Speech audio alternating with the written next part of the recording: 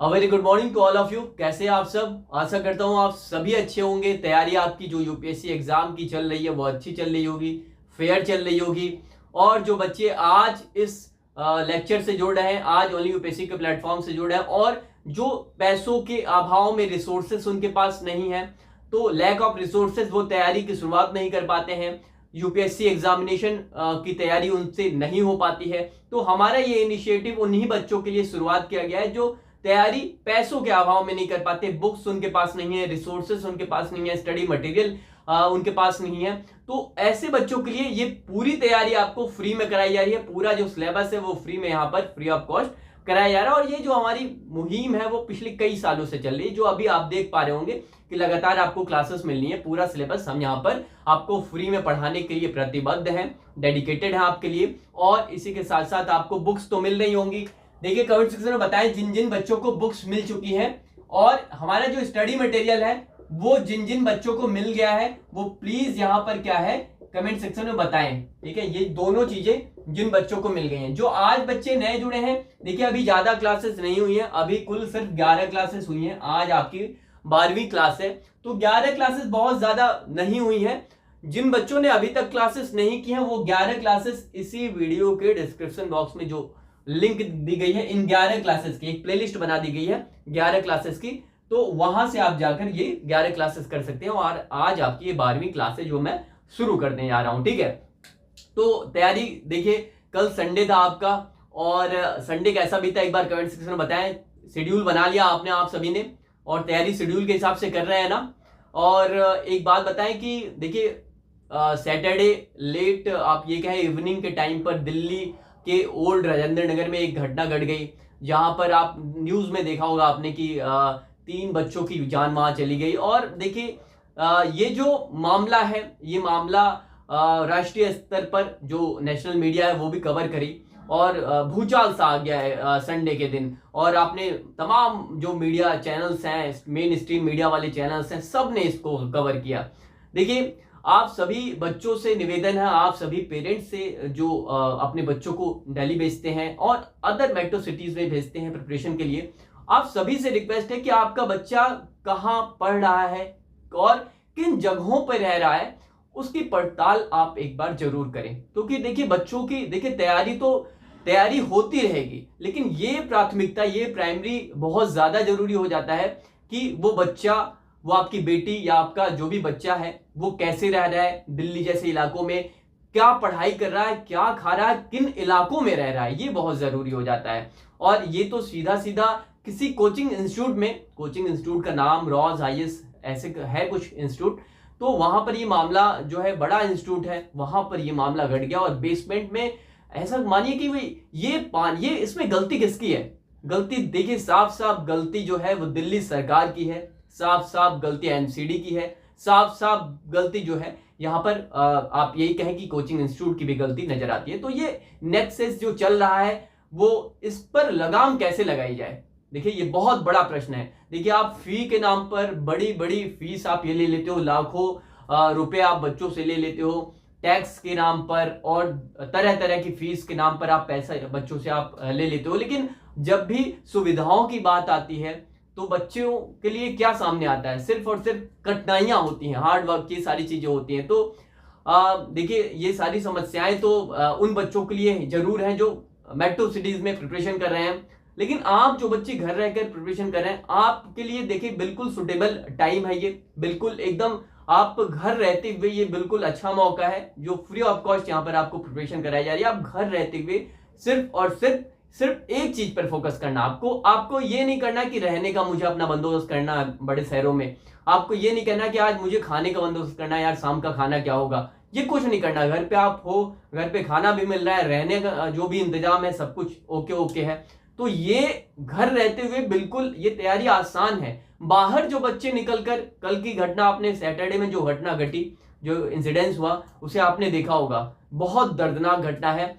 ये सारी जवाबदेहिता तय होनी चाहिए कोचिंग इंस्टीट्यूट की, जवाबदेहिता तय होनी चाहिए दिल्ली सरकार की, जवाबदेहिता तय होनी चाहिए एमसीडी की, बिल्कुल ये तय होनी चाहिए। और खासकर वो कोचिंग इंस्टीट्यूट जो इलीगल तरीके से अवैध तरीके से बच्चों से पैसे तो ले ही लेते हैं, लेकिन अवैध तरीके से बेसमेंट में क्लासेस चला रहे हैं, बेसमेंट में लाइब्रेरी के नाम पर बच्चों से पैसे ले रहे हैं। फिलहाल चलिए, ये जो मैटर है, ये जो इंसिडेंस है, इससे पहले जो सैटरडे गुजरा आपका, उससे 3-4 दिन पहले एक लड़के की और मौत हुई। जो लड़का यूपीएससी के प्रीलिम्स परीक्षा को पास कर चुका था, प्रिलिमिनरी एग्जामिनेशन को क्वालिफाई कर चुका था, मेंस लिखने जा रहा था, करंट लगने से उसकी दर्दनाक तरीके से चीजें हो गई। तो भैया कहने का मतलब है कि आप घर पे हो, सुरक्षित हो, सिर्फ और सिर्फ आपको पढ़ाई करनी है। चलिए शुरू करते हैं आज की क्लास, और कमेंट सेक्शन में जरूर बताएं आप इस मुद्दे पे आपकी क्या राय है। चलिए, लास्ट क्लास में हमने क्या पढ़ा था, एक बार कमेंट सेक्शन में बताओ आप सभी। लास्ट क्लास में हमने आर्टिकल 14 को देखा था ना, हम जो अपने फंडामेंटल राइट्स हैं उनको हम देख रहे थे, है ना। तो चलिए इसी के आगे अब हम देखते हैं क्या अगला टॉपिक हमारा है। हमारा जो अगला टॉपिक है वो आर्टिकल 15 से है, यानी अनुच्छेद 15 से। तो क्या देख रहे हैं हम, फंडामेंटल राइट, फंडामेंटल राइट यानी कि मूल अधिकार, मूल अधिकार। चलिए, ये मूल अधिकार जो है, लास्ट हमने क्या देखा, आर्टिकल 14 को देखा था, कैसे विधि के समक्ष, विधि के सामने, कानून के सामने सभी लोग समान होते हैं, सभी लोग इक्वल होते हैं, कोई ऊंच नीच किसी प्रकार का किसी से जो है नहीं किया जाता। तो ये सारी चीजें हमने यहाँ पर देखी, इक्वलिटी की बातें देखी, समानता की बात देखी, सब लोग समान हैं। अब हम किस पे पहुंचते हैं, अपने आर्टिकल 15 पर पहुंचते हैं, अनुच्छेद 15। देखिए यहां पर शुरुआत करते हैं टॉपिक से, सामाजिक समानता का अधिकार, यानी कि सामाजिक समानता का विचार या अधिकार आप कह सकते हो। क्या है सामाजिक समानता का विचार, क्या है ये सामाजिक समानता का विचार, सामाजिक समानता का विचार, ठीक है। चलिए, तो ये सामाजिक समानता का विचार जो है, यानी कि आइडिया ऑफ सोशल इक्वेलिटी, ये है क्या, आइडिया ऑफ सोशल इक्वेलिटी ये है क्या, ये देखते हैं। आइडिया ऑफ सोशल इक्वेलिटी ये है क्या, देखिए। अच्छा मैं बता दूं, हम लोग क्या पढ़ रहे हैं, हम लोग फंडामेंटल राइट पढ़ रहे हैं ना, और आर्टिकल, अनुच्छेद जो है आपका, अनुच्छेद 14 से लेकर 18 तक ये क्या है, ये क्या है, समानता का अधिकार है ना, इसमें दिया गया है 14 से 18 तक क्या है, समानता का अधिकार, यही है ना। कितने प्रकार के मूल अधिकार हैं, कितने प्रकार के मूल अधिकार हैं, 6 प्रकार के हैं ना, पहले 7 थे, संपत्ति का अधिकार हटा के 300A में जोड़ दिया गया, जो कि वैधानिक अधिकार हो गया। तो अब कुल कितने मूल अधिकार बचे, फंडामेंटल राइट 6 बचे ना। उनमें से पहला जो फंडामेंटल राइट है वो क्या है, समानता का अधिकार, जो किस आर्टिकल में दिया गया है, अनुच्छेद में, अनुच्छेद 14 से 18 तक दिया गया ना। तो ये जो समानता का अधिकार हमारा पहला फंडामेंटल राइट है, जो 14 से 18 आर्टिकल तक दिया गया है, उन्हीं को हम यहां पर पढ़ रहे हैं, समझ रहे हैं ना। समानता का अधिकार, ये जो हमारा पहला मूल अधिकार है, इन्हीं को हम पढ़ रहे हैं, इन्हीं सारे आर्टिकल को, यानी कि 14 से 18 तक के आर्टिकल्स को हम पढ़ेंगे तो समानता का अधिकार खत्म होगा जाकर। तो 14 आर्टिकल 14 जो आपका अनुच्छेद 14 था वो हमने कल देख लिया, कल खत्म कर लिया, ठीक है। अब हम आज किस आर्टिकल पे पढ़ रहे हैं, अनुच्छेद 15 पे पढ़ रहे हैं, जो हम जानते हैं सामाजिक समानता का विचार से जुड़ा हुआ है, और यानी आइडिया ऑफ सोशल इक्वेलिटी। अब ये है क्या, इस पर अब हम देखते हैं, यानी आर्टिकल 15 क्या है, यानी कि हम क्या पढ़ रहे हैं, ये पहला जो हमारा मूल अधिकार है, समानता का अधिकार, जो कि 14 से 18 तक दिया गया है, ये अब हम देख रहे हैं। क्लियर हो गई बातें। चलिए, कई लोगों को कंफ्यूजन रहता है, इसलिए इसको क्लियर किया, ठीक है। अब क्या देखने जा रहे हैं, सामाजिक समानता का विचार, यानी कि आइडिया ऑफ सोशल इक्वेलिटी, ये है क्या, इसका मतलब हम क्या देखने जा रहे हैं, अनुच्छेद 15 को देखने जा रहे हैं। मतलब ये जो हेडिंग है ये क्या बताती है, अनुच्छेद 15 के बारे में बताती है कि सामाजिक समानता का जो विचार है वो कैसे आया, समाज में समानता आनी चाहिए, वो कैसे आएगी, ये जो अनुच्छेद है ये सारा बताता है। कौन सा अनुच्छेद, अनुच्छेद 15 बताता है क्या, कि समाज में सामाजिक यानी सभी लोग एक समान रहेंगे, ये कैसे संभव हो पाएगा, ये कैसे पॉसिबल हो पाएगा, ये आर्टिकल जो 15 है आपका अनुच्छेद 15 वो बताता है, ठीक है। देखिए अनुच्छेद 15 की शुरुआत में अनुच्छेद 15(1) में साफ साफ यहां पर बताया गया है, लिखा गया है, जिक्र किया गया है क्या, कि राज्य जो है यानी हमारा जो देश है वो किसी भी नागरिक के साथ केवल जाति, बात को समझिएगा, क्या कहा है, राज्य जो है,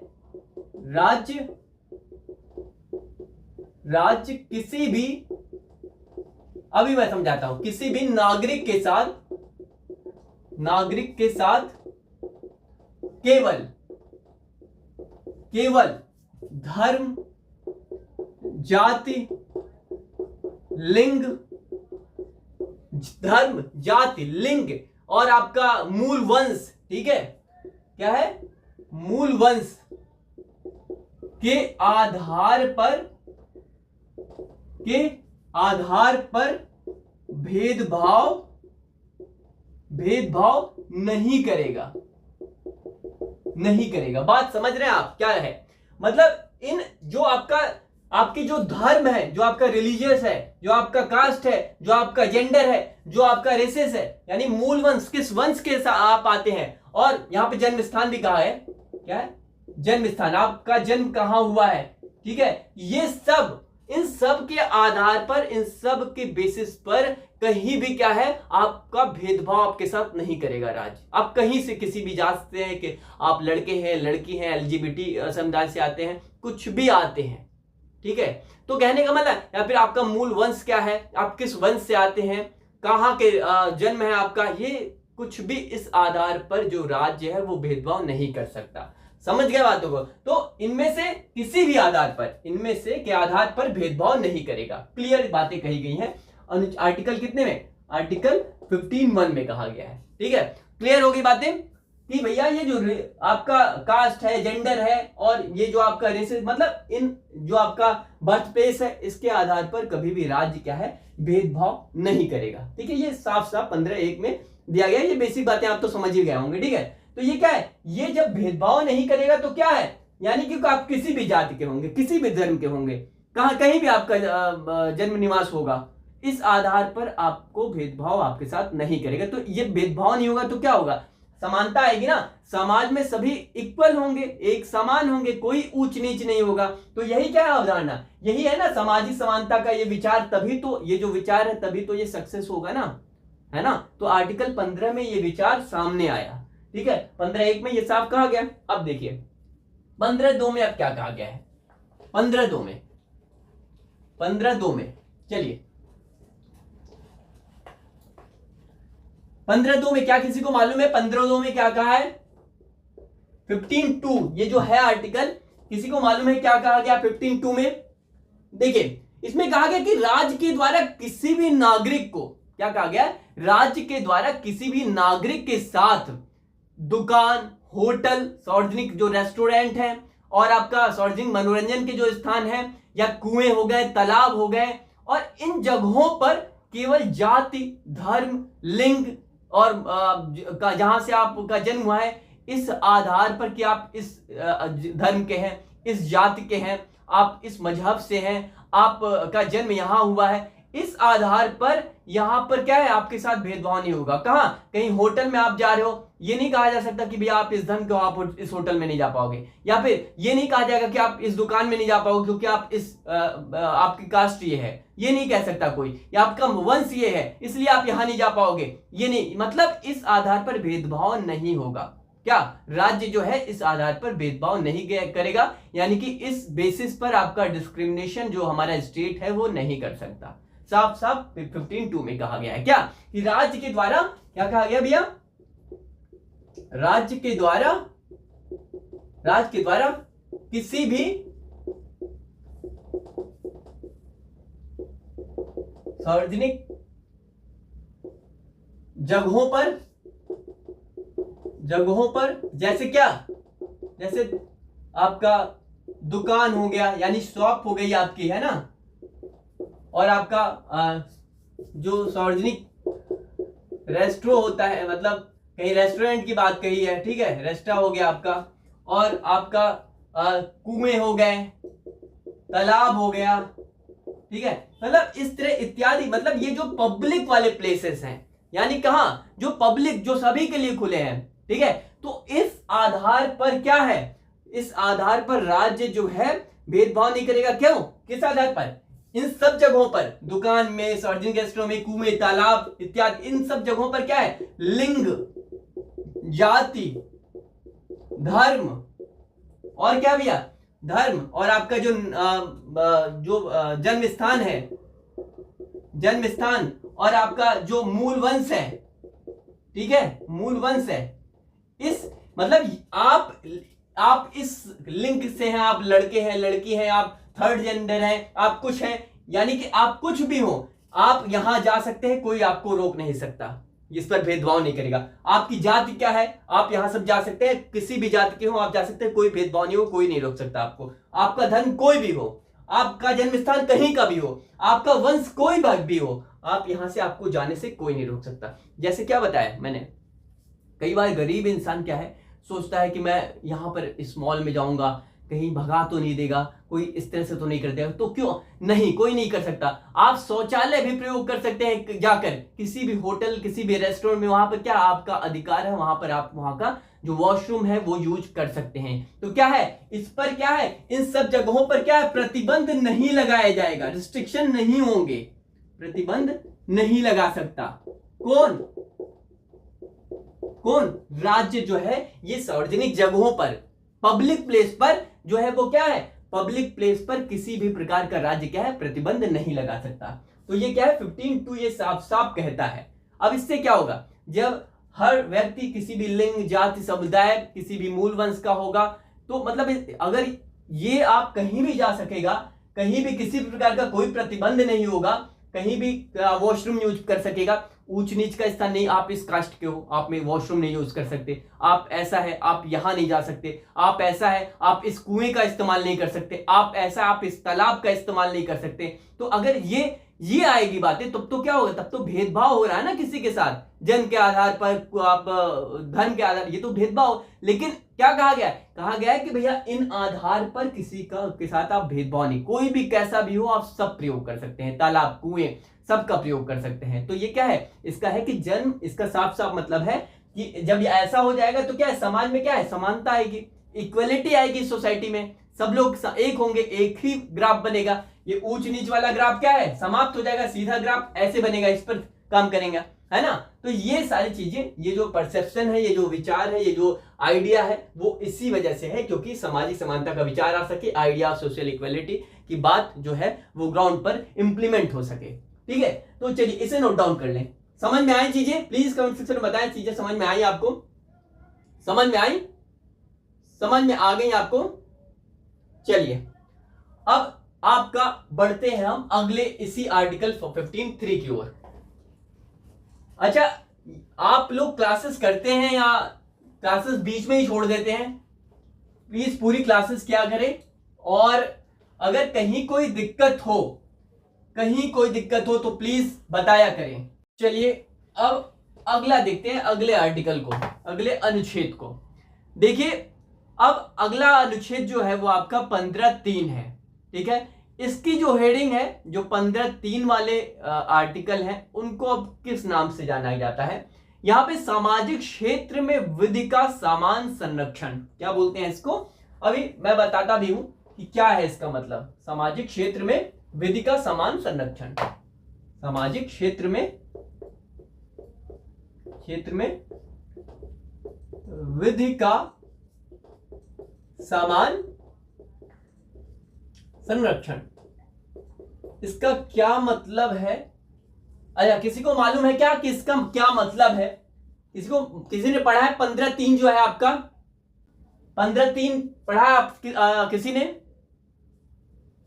equal protection of law in social sphere, किसी ने पढ़ा है? कमेंट सेक्शन में बताएं।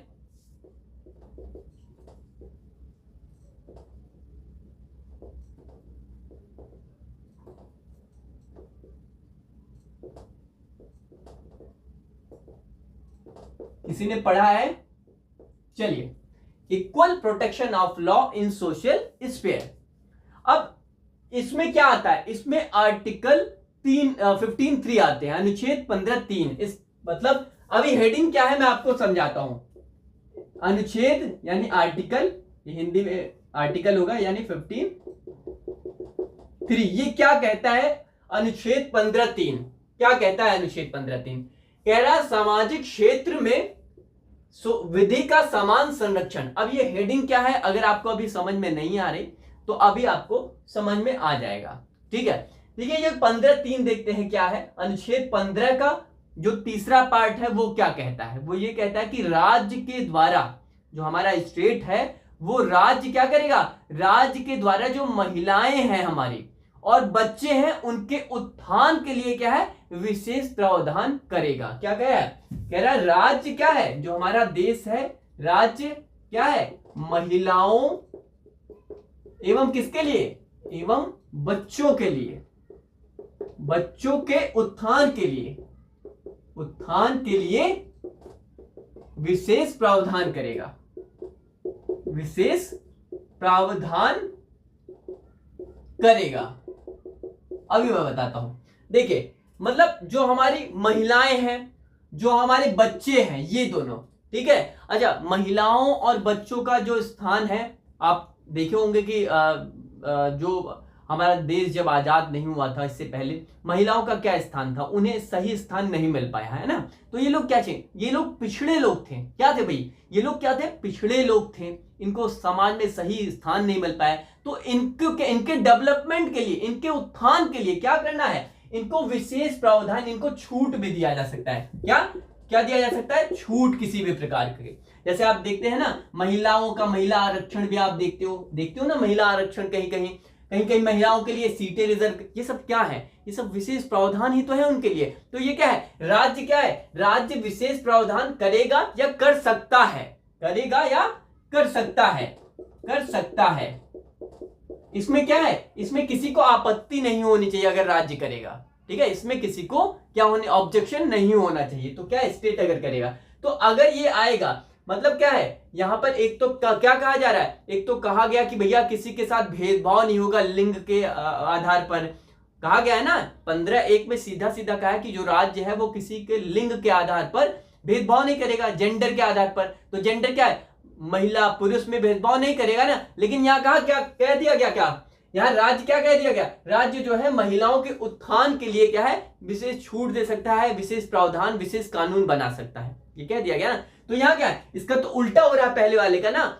हाँ बिल्कुल, ये क्या है, ये इसीलिए एक जगह तो कहा गया कि नहीं करेगा, तो दूसरी जगह कहा गया है कि ऐसा कर सकता है राज्य। क्यों, क्योंकि हमारी सोसाइटी में इनका स्थान क्या है, सही, जो आपकी क्या है, पुरुष यहां है, महिलाएं यहां है, तो ये क्या है, ये समानता थोड़ी ना हुई, समानता नहीं हो। तो ये समान करने के लिए इसको क्या है, इनको इक्वल करने के लिए इनको छूट, ये जो महिलाएं हैं यहां है, इनको छूट देनी होगी ताकि ये भी यहां पहुंच सके इनके बराबर।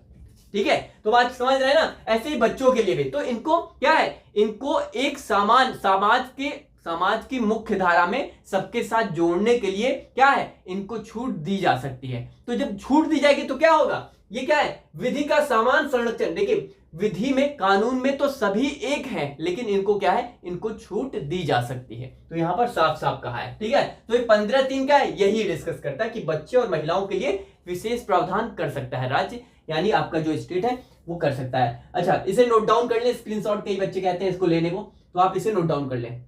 अच्छा, चीजें समझ में आ रही हैं आपको, एक बार प्लीज कमेंट सेक्शन में बताएं चीजें आपको समझ में आ रही है या नहीं, समझ में आ रही। चलिए, ये तो 15(3) की बात रही। अब 15(4) में क्या कहा गया है, 15(4) में आर्टिकल 15(4) में क्या कहा गया है, ये आर्टिकल मतलब अनुच्छेद होता है। 15(4) में क्या कहा गया है, चलिए 15(4) में, अब इसमें साफ साफ क्या कहा गया, साफ साफ कहा गया है कि सामाजिक और शैक्षणिक रूप में पिछड़े लोग जो हैं, बात को समझिए, क्या कहा गया है, सामाजिक एवं शैक्षिक रूप से पिछड़े लोग एवं अनुसूचित जाति ऑब्लिक अनुसूचित और ऑब्लिक नहीं और अभी मैं बताता हूं इसका मतलब क्या, और अनुसूचित जनजाति यानी एसटी जो होते हैं, और इसका अनुसूचित जात मतलब एससी वाले लोग, शेड्यूल कास्ट वाले लोग और शेड्यूल ट्राइब वाले लोग। तो इसमें क्या क्या है, सामाजिक एवं शैक्षिक रूप से जो पिछड़े लोग हैं, और क्या है, जो शैक्षिक पिछड़े लोग, और एससी और एसटी लोगों के लिए क्या है, लोगों के लिए जो राज्य है वो विशेष उपबंध करेगा। क्या करेगा, एसटी लोगों के लिए राज्य क्या है, के लिए राज्य विशेष क्या करेगा, विशेष उपबंध करेगा। इसका क्या मतलब है, देखिए मैं बताता हूं। करेगा, ये 15(4) में साफ साफ कहा गया है। क्या कहा गया है, जो लोग क्या है, जो लोग पढ़े लिखे नहीं है, पिछड़े हैं, ठीक है, जो लोग पढ़े लिखे नहीं है, पिछड़े लोग जो हो गए, और कौन है, हो गए जो आपके शेड्यूल कास्ट वाले लोग हो गए, एससी लोग हो गए, अनुसूचित जाति वाले, और कौन, और जो लोग अनुसूचित जनजाति, शेड्यूल ट्राइब वाले लोग हैं, इन लोगों के लिए क्या करेगा राज्य, इन लोग मतलब राज्य यहां पर लिख दे, इन लोगों के लिए राज्य क्या करेगा, राज्य इन लोगों के लिए विशेष उपबंध करेगा। विशेष उपबंध का क्या मतलब है, जैसे आप कह लें जो आपकी विधानसभाएं हैं, चुनाव होता है ना, तो विधानसभा जो चुनाव होता है उसमें सीट का आरक्षण एससी का फिक्स कर दिया जाता है कि एससी की सीटें इतनी हैं, एसटी की सीटें इतनी हैं, है ना, कर दिया जाता है ना। तो क्या है भैया, ये जो विधान, ये क्या है, विधानमंडल में आरक्षित सीटें,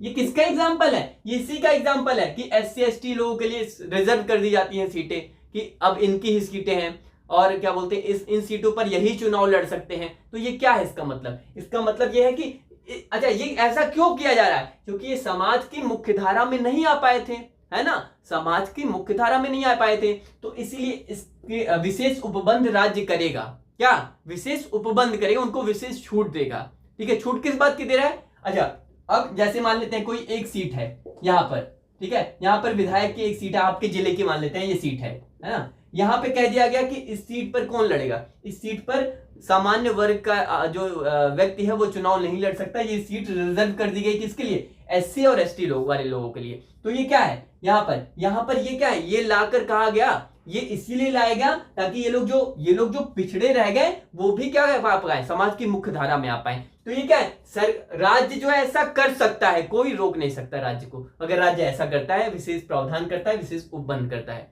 तो यही उपबंध की बात है। और जैसे क्या हो गया, विधानमंडल में आपको आरक्षित सीटें, और इसका एग्जांपल क्या हो गया, जैसे आप जो फीस में कई बार होता है, एससी और एसटी लोगों को फीस में छूट दी जाती है ना, तो ये क्या है, फीस में छूट, ये भी क्या इसका एग्जांपल है, इसी का एग्जांपल है। जो पिछड़े लोग हो गए, अनुसूचित जात के लोग हो गए, अनुसूचित जनजात के लोग हो गए, ये लोग क्या है, इन लोगों को यहां पर क्या है, ये प्रावधान किया गया है। ठीक है, तो चीजें समझ में आ रही है।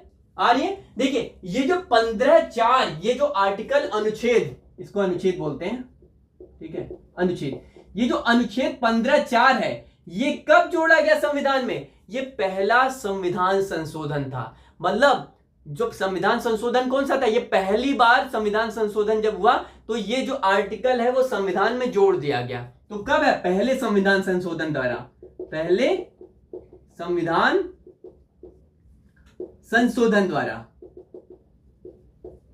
द्वारा किसको जोड़ा गया, द्वारा 15(4), ये जो आर्टिकल है अनुच्छेद 15(4) को जोड़ा गया, उसमें संविधान में जोड़ा गया। ठीक है, यानी 1951 में पहला संविधान संशोधन हुआ, 1951 में, और ये 1951 में ये 15(4) जोड़ दिया गया, और ये प्रावधान रख दिया गया, ये जो आपके शैक्षिक रूप से जो पिछड़े लोग हैं और आपके एससी लोग, एसटी लोग, उनके लिए जो राज्य, हमारा जो देश है वो क्या है, वो विशेष उपबंध करेगा। ठीक है, क्लियर हो गई चीजें, नोट डाउन कर ले, क्लियर हो गई।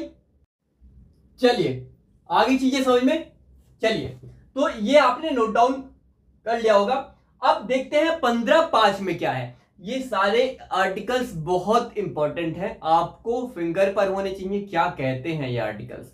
ठीक है, एग्जामिनेशन के पॉइंट ऑफ व्यू से जब भी आप आंसर लिख रहे होगे, अगर ये आपका जो माइंडसेट है इन आर्टिकल्स को लेकर अगर क्लियर रहेगा, आपको चीजें समझ में रहेंगी, तो आप आंसर लिखते समय इनका किस तरह से कहां प्रयोग करना है, कैसे करना है, वो अगर आप डालते रहेंगे समय समय पर, कहां किसी, देखिए आप सब्जी बना रहे हो, कितना नमक डालना है, कितना मसाला डालना है, अगर आपको सही से मालूम है तो यकीन मानिए वो सब्जी बहुत अच्छी बनेगी। ठीक है, इसी प्रकार से अगर आप आंसर लिख रहे हो, आपको ये पता है उस आंसर में कहाँ क्या फैक्ट डालने हैं, कहाँ किस आर्टिकल का यूज करना है, अगर आपको सही से अच्छे से मालूम है तो यकीन मानिए वो आंसर आपका बहुत ज्यादा अच्छा होगा और उस पर अधिक से अधिक मार्क्स आप क्या करोगे, गेन करोगे। ठीक है, तो चलिए ये आर्टिकल 15.4 की बात रही। ठीक है, आर्टिकल 15.4, अच्छा नोट डाउन कर ले, एक बार मैं आपको बोल रहा हूं, इसे नोट डाउन कर लें। चलिए अब 15.5 की ओर बढ़ते हैं। क्या कहता है ये आर्टिकल 15.5? चलिए अनुच्छेद 15.5 क्या कहता है? ठीक है, अनुच्छेद 15.5 क्या कहता है देखते हैं। देखिए ये जो आर्टिकल आपका 15.5 है, अगला जो आर्टिकल है, अगला जो अनुच्छेद है, ये साफ साफ कहता है कि जो सभी केंद्रीय शैक्षणिक संस्थान हैं, यानी कि सारे जो सेंट्रल इंस्टीट्यूट हैं, जो सारे जैसे केंद्रीय विश्वविद्यालय जो हो गए और जो निजी शैक्षिक संस्थान हैं, बात को समझिएगा। क्या कहता है 15.5 लिख देता हूं, उसके बाद आप समझिए। 15.5 कहता है कि सभी केंद्रीय शैक्षिक संस्थानों एवं निजी शैक्षिक संस्थानों में देखिए ये जो आपके सेंट्रल इंस्टीट्यूट है, यानी कि आपके केंद्रीय विश्वविद्यालय जो हो गए, और आपकी जो निजी यानी प्राइवेट जो इंस्टीट्यूट है पढ़ाई वाले, वहां पर क्या है, वहां पर कहा गया कि जो सामाजिक शैक्षिक रूप से पिछड़े लोग हैं, क्या कहा गया, इनमें जो है जो सामाजिक शैक्षिक रूप से पिछड़े लोग हैं और कौन, और अनुसूचित जाति और अनुसूचित जनजाति के लोग। कौन कौन? सामाजिक शैक्षिक रूप से पिछड़े लोग और कौन, और अनुसूचित जाति एवं अनुसूचित जनजाति यानी एसटी, और ये क्या है, ये एससी है। ठीक है, तो इनको क्या, अनुसूचित जनजाति को क्या है, को आरक्षण दिया जाएगा, को आरक्षण यानी रिजर्वेशन दिया जाएगा। क्या मतलब है इसका? देखिए यहां पर क्या कहा गया, यहां पर कहा गया कि सभी केंद्रीय शैक्षिक संस्थान, जो सेंट्रल जो आपके इंस्टीट्यूट हो गए, जैसा कि मैंने बताया जो केंद्र द्वारा चलाए जा रहे हैं, ठीक है, उनमें, और जो प्राइवेट इंस्टीट्यूट हो गए, ऐसा नहीं कि सरकारी, प्राइवेट संस्थानों में भी क्या है, किनको आरक्षण दिया जाएगा, ये जो सामाजिक शैक्षिक रूप से पिछड़े लोग हैं और अनुसूचित जाति के लोग और अनुसूचित जनजाति के लोग जो हैं, इनको आरक्षण इसमें दिया जाएगा।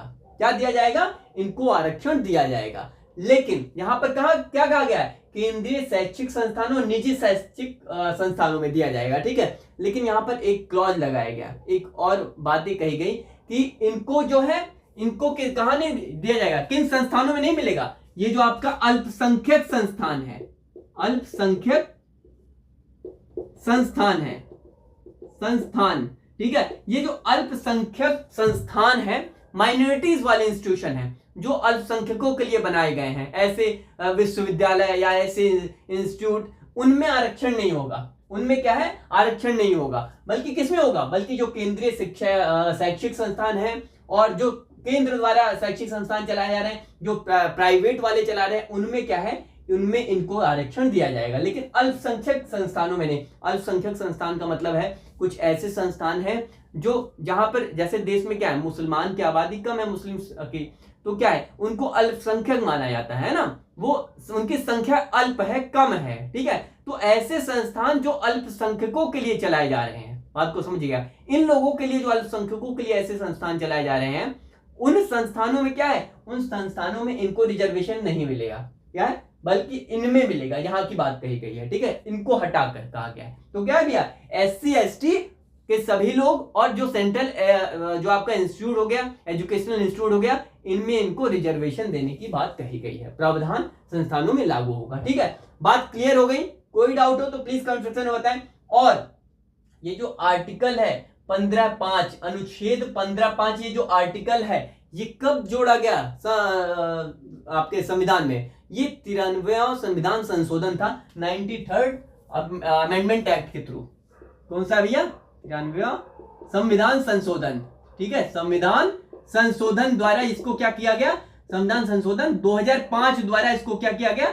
जोड़ा गया इस आर्टिकल 15(5) को। क्लियर हो गई बातें? ये कहा गया।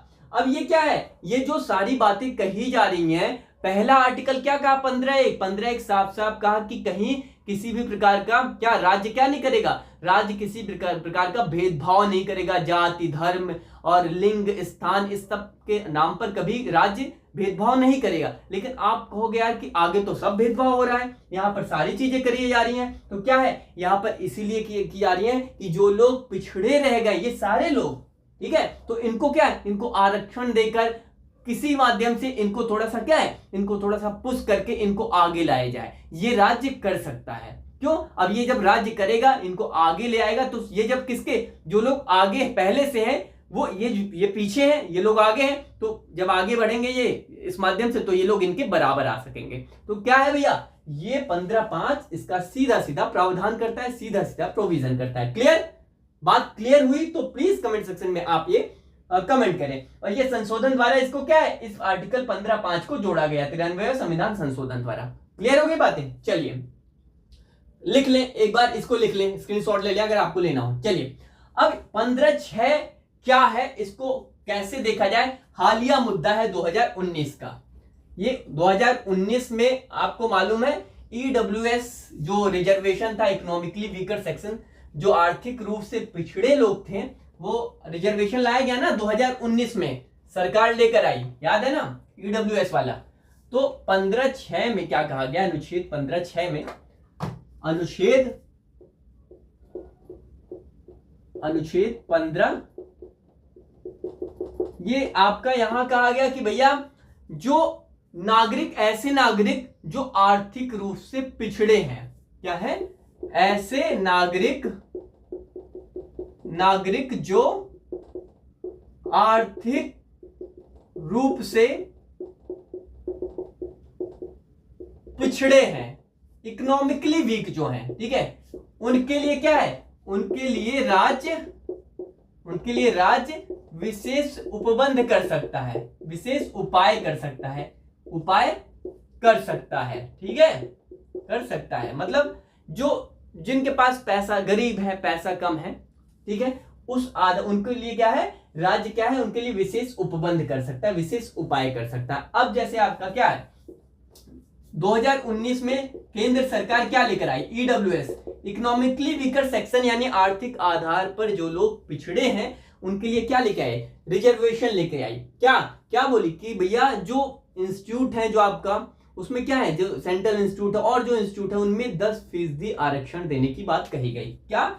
10% आरक्षण इनको देने की बात कही गई। ठीक है, अब यूपीएससी में भी ईडब्ल्यूएस के थ्रू लोग क्या कर रहे हैं? सिलेक्शन पा रहे हैं, ये कोटा लगा रहे हैं। तो क्या है ये ईडब्ल्यूएस इसी के आधार पर आर्टिकल के थ्रू 2019 में गवर्नमेंट क्या है लेकर आई। ठीक है, अब ये जो 10% आरक्षण है, ये ओबीसी, बात को समझिए, ओबीसी, एससी, एसटी, ये 3 कैटेगरी ऐसी है जो इसको क्या कर सकती है, ये आरक्षण ईडब्ल्यूएस वाला नहीं पा सकती। अगर आप इसका क्लेम करते हैं इस वाली ईडब्ल्यूएस कैटेगरी से, तो आप ये वाली कैटेगरी खो देंगे अपनी, बात को समझिए। तो ये क्या है, सामान्यतः ये सामान्य वर्ग के लोगों के लिए जो आर्थिक रूप से पिछड़े हैं, उनके लिए सरकार ये प्रावधान लेकर आई 2019 में। ठीक है, क्लियर हो गई बातें। तो ये क्या था, अनुच्छेद 15 में ही ये शामिल था। अब ये जो ईडब्ल्यूएस वाला मामला है, ये आपका ये ईडब्ल्यूएस वाला, ये अभी आर्टिकल 16 से भी जुड़ेगा, अनुच्छेद 16 से भी आगे हम पढ़ेंगे कि कैसे जुड़ता है, ये अभी हम देखेंगे। पहले आप समझिए अनुच्छेद 15(6) से ये सीधा सीधा जुड़ता है। ठीक है, तो ये क्या है, ये इस तरह से कुछ प्रावधान करता है। और ये जो 10% आरक्षण दिया गया ईडब्ल्यूएस वालों को, यानी आर्थिक रूप से जो पिछड़े लोग हैं, उनको जो ये 10% आरक्षण दिया गया, ये आरक्षण ऐसा नहीं है कि इनके आरक्षण में से काट के दिया गया, नहीं, इनको जो आरक्षण मिल रहा है ओबीसी, एससी, एसटी को, इनसे हटकर अलग यहां पर 10% आरक्षण दिया गया। कैसे, मैं आपको बताता हूं। मान लेते हैं मान लेते हैं, एक एग्जांपल देके आपको बता रहा हूं, एक मिनट इसको इरेज कर दूं। चलिए एक एग्जांपल देके आपको बता रहा हूं। मान लेते हैं कहीं 100 सीटें आई हैं, ठीक है, 100 सीटें आई हैं, तो 100 सीटों में से मान लेते हैं ऐसा कहा गया कि 25 सीटें किसके लिए हैं, 25 की सीटें SC और ST के लिए रिजर्व हैं, ठीक है। और कहा गया कि या फिर 30 सीटें मान लेते हैं, सपोज दैट 30 सीटें क्या है, SC ST वर्ग के लिए रिजर्व हैं। और कहा गया ये जो आपका 15 सीटें हैं, सपोज दैट एग्जांपल दे रहा हूं, कुछ आप आंकड़े मत नोट करिएगा, बस आपको समझाने के लिए। कहा गया ये जो 15 सीटें हैं वो किसके लिए रिजर्व हैं, OBC के लिए। मतलब 30 सीटों पर इनकी ही भर्ती होगी। 100 में से ये जो 30 सीटें हैं कुल, इन पर इनकी ही भर्ती होगी। इस पर कौन नहीं आ सकते, ना ही सामान्य वर्ग के लोग आ सकते हैं, जनरल कैटेगरी वाले, ना ही OBC वाले इसमें आ सकते हैं। ये 30 सीटें इन्हीं के लिए फिक्स हैं। फिर कहा, मान लेते हैं उन 100 में से कहा गया कि ये 15 सीटें हैं वो OBC के लिए फिक्स है, यानी कि पिछड़ा वर्ग के लिए फिक्स है, अदर बैकवर्ड कास्ट के लिए फिक्स है। तो ये क्या है, इस पर क्या है, इस पर वो सामान्य वर्ग वाले नहीं आ सकते, मतलब इनसे। अब ये कितने हो गए, 30 10 40 से 45 सीटें हो गई ना। और जो बची हुई 55 सीटें हैं, 100 थी टोटल, ये कितनी हो गई, ये 45 हो गई, तो 55 तो बची ना। तो इन 55 पर क्या होता है, इन 55 पर होता था कि सब यहां पर होते थे, मतलब इन 55 सीटों पर सब क्लेम कर सकते थे। मतलब ये भी आ सकते थे, ये तो इनके लिए फिक्स ही है, इसके बावजूद ये भी आ सकते थे, ये भी आ सकते थे, और सामान्य वर्ग के लिए भी था, समझ रहे। यानी कि ये सभी के लिए ओपन था, लेकिन ये जो था ये फिक्स था इनके लिए। मतलब इन सीटों में ये भी क्लेम कर सकते थे, ये भी क्लेम कर सकते थे, लेकिन ये वाले जो जनरल वाले हैं वो यहां नहीं जा सकते थे, ठीक है। तो अब क्या है, अब जो 10% जब आरक्षण लाया गया, तो ऐसा नहीं है वो 10% आरक्षण इस सीटों को काट के लाया गया कि मतलब अब इसमें से कुछ सीटें इसमें से कम कर दी गई, कुछ इससे कम कर दी गई और उसे EWS को दे दी गई। नहीं, ऐसा नहीं है। ये जो सीटें कहां से कम की गई, 10%, इसी में से सीटें कम की गई, ठीक है। तो 55 सीटों का 10% जो सीटें हैं वो क्या है, इसमें से काट के किसको दे दी गई, EWS को अब दे दी जा रही है, ठीक है। अब जो बच रहा है रिमेनिंग, उसमें कौन से लोग आएंगे, ये आर्थिक रूप से पिछड़े लोगों को दे दी गई 10%, इसमें से सीटें, ना कि इनमें से दी गई, ठीक है। तो बिल्कुल मामला क्लियर होना चाहिए, ठीक है। तो इनमें से दी गई और EWS वाले क्या है, और जो बची हुई सीटें हैं उन पर कौन, किनके लिए छोड़ दी गई, जो सामान्य से आते हैं, जो आर्थिक रूप से पिछड़े नहीं हैं, और ये लोग, मतलब सभी के लिए वो ओपन कर दी गई। तो इनमें से 10, क्लियर करने का मतलब ये था कि इनमें से 10% सीटें दी गई, ठीक है। क्लियर हो गया मामला। चलिए अब ये बहुत ज्यादा ये क्लियर इसलिए होना चाहिए, बहुत ज्यादा ऐसा कुछ है यानी कि आपको वही पूछा जाएगा, बस मामला आपको क्लियर होना चाहिए। अभी रिजर्वेशन का मामला, कितने प्रतिशत रिजर्वेशन आपका OBC के वर्ग को किस तरह से 27%, अभी आगे हम पढ़ेंगे चीजों को, ठीक है। अभी से चीजों को सारा वाद भी पढ़ेंगे, जितने जजमेंट थे सब कुछ हम यहाँ पर पढ़ेंगे, ठीक है। तो ये आर्टिकल 15(5) हो गया आपका। इस तरह से आर्टिकल ये 6 हो गया आपका, और ये आर्टिकल लगभग समाप्त हो गया। तो मुझे उम्मीद है कि क्लासेस आपको समझ में आ रही हैं। देखिए एक एक आर्टिकल्स हम लोग सही से बारीकी से पढ़ रहे हैं, ताकि आपको ये फंडामेंटल राइट अच्छे से समझ में आए, कहीं कोई दिक्कत ना हो, ठीक है। चलिए इसको इरेज करता हूं मैं। कमेंट सेक्शन बताएं और लाइक का बटन जरूर दबाएं, और इस वीडियो को अधिक से अधिक अपने दोस्तों तक भी शेयर किया करें, ताकि उनको भी कुछ समझ में आए चीजें, थोड़ा जो बच्चे पढ़ना चाहते हैं उन तक भी चीजें पहुंचे। और ये हमारा फ्री इनिशिएटिव। अच्छा, अगर आपको कोई भी प्रॉब्लम, कहीं भी कोई दिक्कत हो, तो आप हमें इस व्हाट्सएप नंबर पर क्या कर सकते हैं, व्हाट्सएप कर सकते हैं, 9711141048। इस पर आप हमें क्या कर सकते हैं, इस पर आप हमें व्हाट्सएप कर सकते हैं, ठीक है। और टेलीग्राम की जो लिंक है, जहां पर आपको बुक्स और स्टडी मटेरियल प्रोवाइड किया जा रहा है, टेलीग्राम की लिंक हमारा क्या है, इसी वीडियो के डिस्क्रिप्शन बॉक्स में दिया गया है टेलीग्राम की लिंक, उसे आप जाकर यहां पर ज्वाइन कर सकते हैं, ठीक है। और वो जो आपकी इकोनॉमी की 19 क्लास हुई है, ठीक है, इकोनॉमी की 19 क्लासेस जो हुई हैं वो आप कर सकते हैं। इसी वीडियो के डिस्क्रिप्शन बॉक्स में 19 क्लासेस की भी लिंक दी गई है। वो 19 से 20वीं क्लास आपकी शुरू होने जा रही है, कब होगी मैं कल आपको क्लियर कर दूंगा, ठीक है। तो ये आपका क्या है, टेलीग्राम और व्हाट्सएप। और ओनली यूपीएससी को आप कहाँ फॉलो कर सकते हैं, आप हमें इंस्टाग्राम पर भी फॉलो कर सकते हैं, आपको ऊपर दिख रहा होगा। बाकी शुभम मिश्रा वाले चैनल पर आप जाकर सब्सक्राइब कर सकते हैं, जो हमारा दूसरा चैनल है, ठीक है। चलिए आज के लिए बस इतना ही, और चलिए बहुत बहुत धन्यवाद।